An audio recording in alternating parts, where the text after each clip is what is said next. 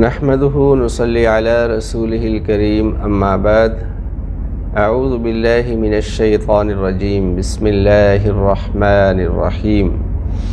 اللہم صل علی سیدنا محمد النبی الامی وعلی آلہ وسلم تسلیما۔ عزیز بھائیو، رمضان المبارک کا مہینہ ایک ایسا مہینہ ہے جس کے اندر اللہ رب العزت شیاطین کو جکڑ دیتے ہیں اور نیکیاں جو ہیں ان کو کرنے کا راستہ آسان فرما دیتے ہیں۔ تو اس کے لیے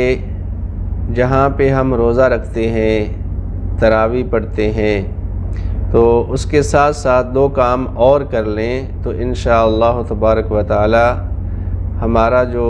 دنیا اور آخرت کا معاملہ ہے وہ سنور جائے گا۔ ایک تو یہ ہے کہ ہم لوگ جو ہیں وہ عبادات کے ساتھ ساتھ، جو قرآن کہتا ہے نا ان اللہ یأمر بالعدل والاحسان وایتاء ذی القربى وینہی عن الفحشاء والمنکر، جو برائی ہے، فحش ہے، اس سے رکنا ہے اور نیکی کی طرف بڑھنا ہے۔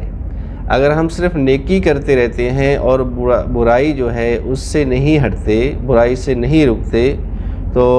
یہ جو ہمیں فائدہ 100% ہونا تھا وہ نہیں ہو سکے گا۔ تو اس لیے امر بالمعروف کریں اور نہی عن المنکر پہ عمل کریں، یعنی جو فحش کام ہے یا برائی کا کام ہے اس سے بچیں، اپنے وقت کو ضائع نہ کریں۔ کوئی کسی قسم کی جو ویڈیوز ہوتی ہیں جو غیر محرم ہے تو اس کو مت دیکھیں، یہ نہ ہو کہ ہماری جو نیکیاں ہیں ایک طرف ہم حاصل کریں، دوسری طرف ضائع کر دیں، اس سے بچنا چاہیے۔ اور تلاوت کے ساتھ ساتھ ذکر و اذکار کرنے کی کوشش کریں اور اس کے لیے وقت نکالیں، چلتے پھرتے اٹھتے بیٹھتے یہ کام کریں تو انشاءاللہ ہماری جو آخرت ہے وہ بھی سنور جائے گی اور جو ہماری دنیا ہے وہ بھی سنور جائے گی۔ اللہ ہمیں اس عمل کی توفیق عطا فرمائے۔